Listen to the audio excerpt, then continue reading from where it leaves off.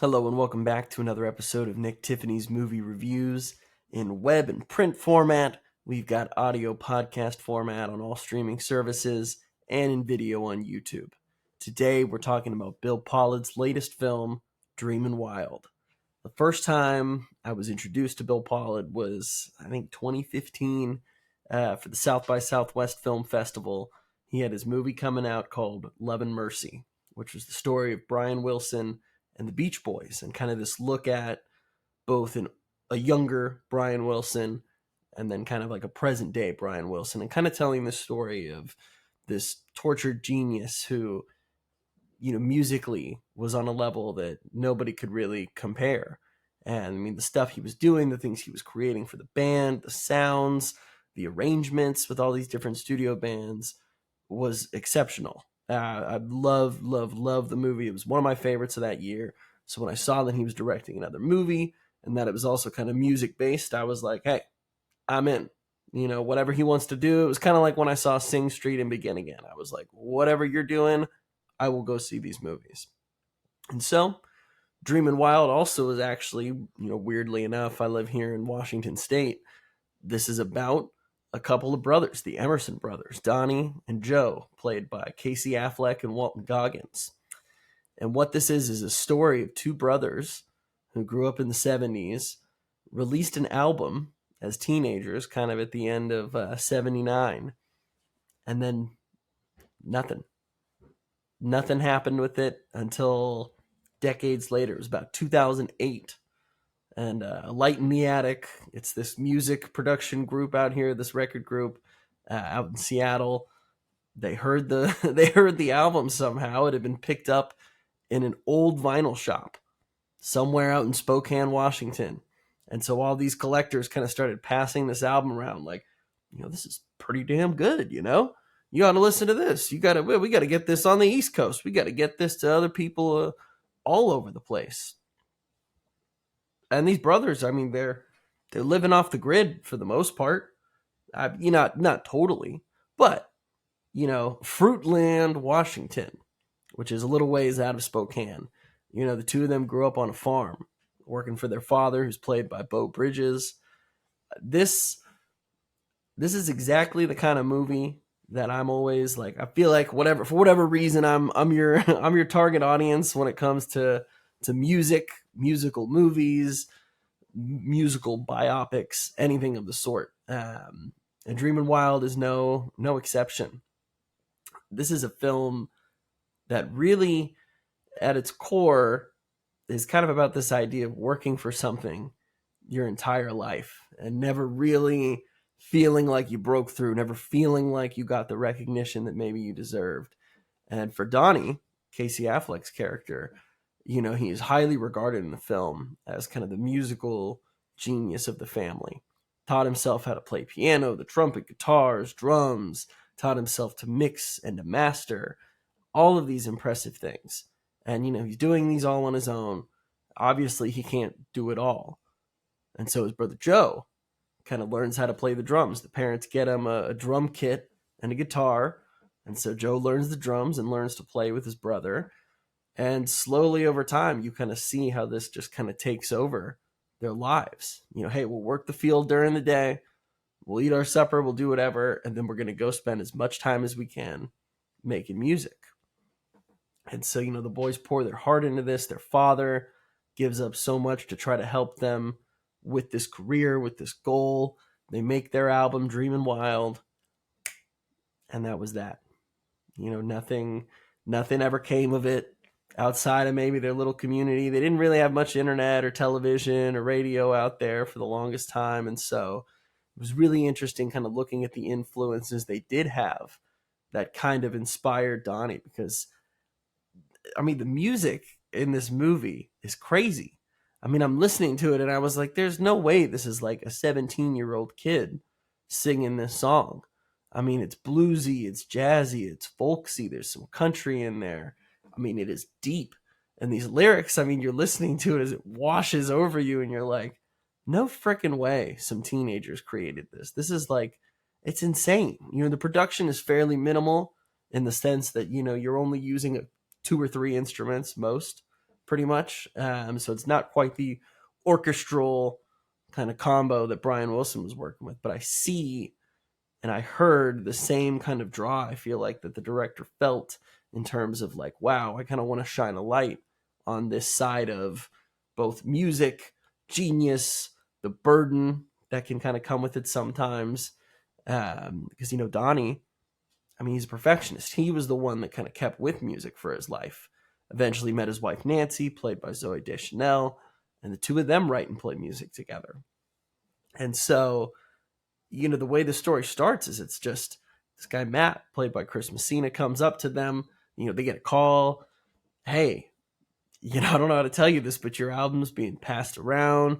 We want to come and talk to you about it, maybe do a reprint, repress it, get it out there. This is kind of also around the same time when Spotify and streaming services are like kind of coming into effect. And it's the weirdest thing for these brothers who, were soft-spoken, pretty reserved. Despite growing up in Washington, they had a really rural farm life that they grew up on. And so the men, you don't share a lot of your emotion, the pride, all the brothers and the dad shake hands and everything. It never gets too touchy. It's all very kept at a distance. They feel just a couple steps removed from where they were, obviously. And not that doesn't happen, and not that things in life don't change. But when they start getting this news that, hey, people are loving your music and people want to hear more. People want to hear from you guys. They want to hear interviews. They want to get it up on new platforms. These guys are like, they don't know whether to make heads or tails of it. They've had people try and screw them over before for business deals and whatever. But it was really, truly this wonderful and unique happenstance where the whole world kind of tuned in different ways to this, not only the story of these two brothers and how the album became a hit, but the lyrics, the sounds, the feeling of this album. There were people probably my age at the time, so probably 12 maybe, and as old as 90 who were tuning in for the first time and discovering this album together. The advent of Spotify and streaming for music, it was kind of crazy. I mean, I remember CDs. I mean, it was huge at Starbucks because it was like, hey, the Beatles will never, ever go on iTunes. The Beatles will not be on streaming. In fact, we're putting out new pressings of CDs and we're putting them in coffee shops and we're putting them at Target or whatever. And that's how we're going to meet the new generation. It was this rally of physical media against the changing time of streaming where, they hadn't even figured out how much are we going to pay artists? How much is this worth? What do you quantify a stream as? How many seconds of listening? What does all that equate to? There's so many of these moving pieces at the time.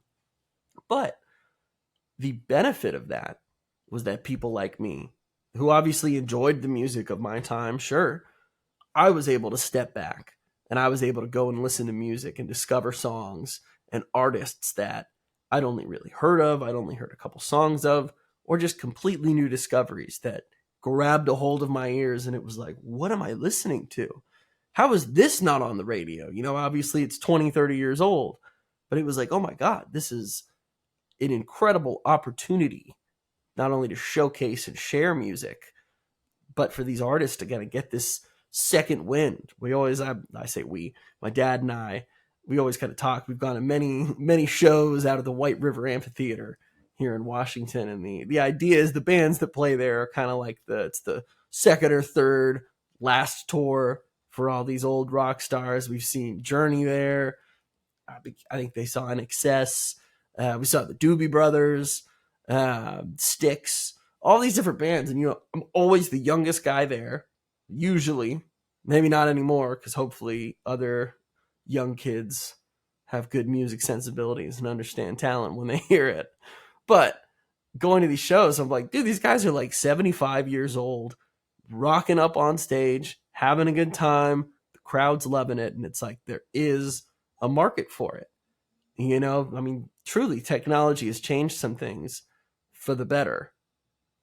I'm sure those guys love getting back together. I'm like, what else are you going to do after you make music your whole life and then retire? You're like, I'll live a normal life, I guess. You can't give that up. And Donnie never did in the film. And so for him, all of this kind of comes on as like, hey, this could be your second chance. This could be the break you were waiting for. But it comes with all of these different, not consequences, but realities where you're like, hey, people love you, but the only version of you that they love was like the 17-year-old you back in 79. And yeah, you can play those songs. It's great that people are hearing it regardless. Your name's getting out there. Awesome. This could lead to great opportunities. But I don't know if I want to be known for what I did 35 years ago or, almost 40 years ago. I'm a completely different person.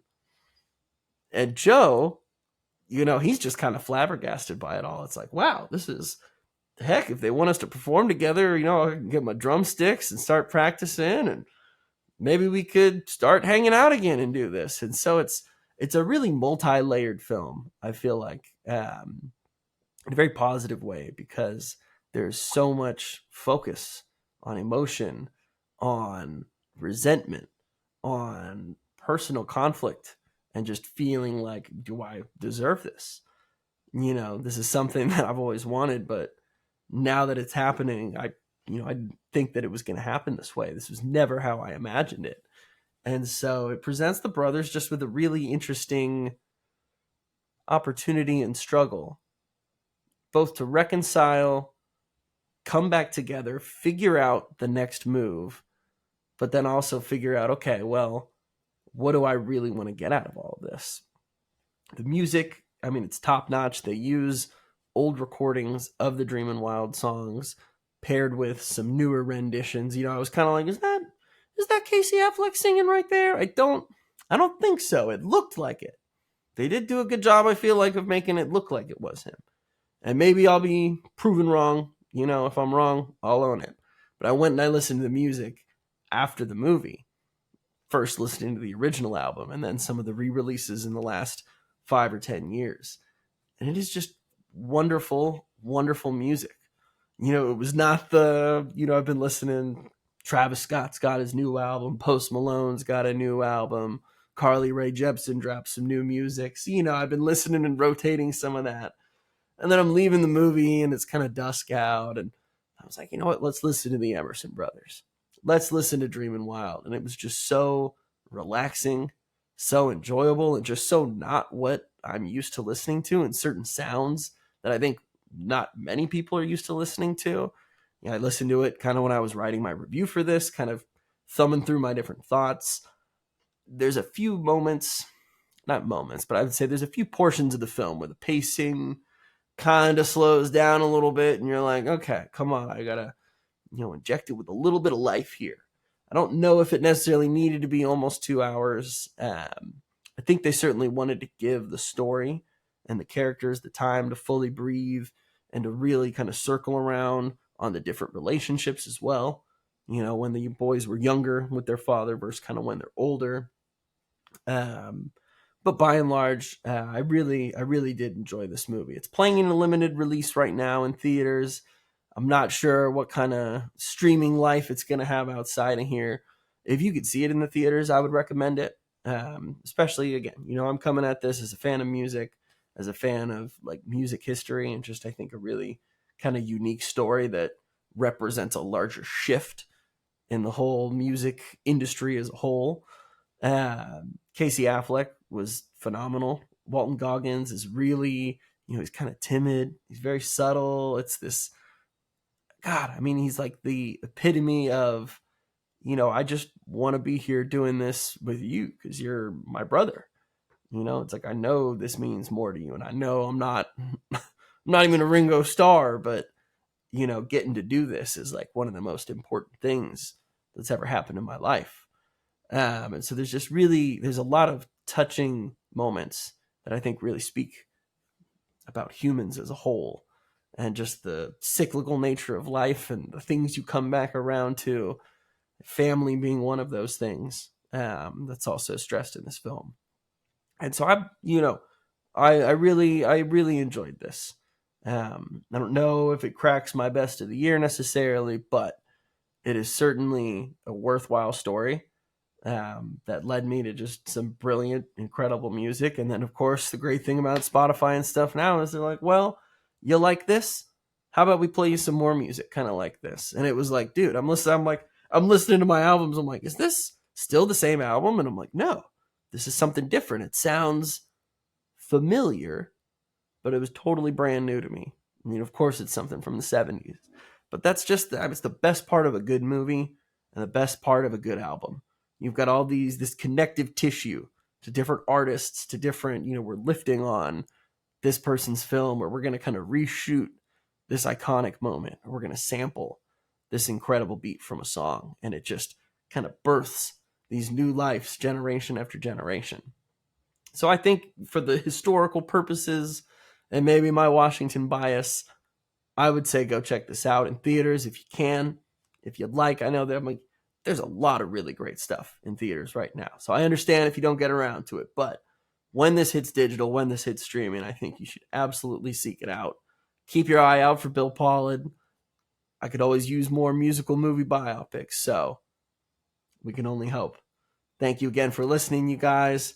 Follow Nick Tiffany's movie reviews, NT Movie Reviews on most social medias. Subscribe to our podcast. Subscribe to the YouTube channel just so you don't miss out on new releases, streaming, theatrical, or otherwise. Big stuff coming. So thanks again.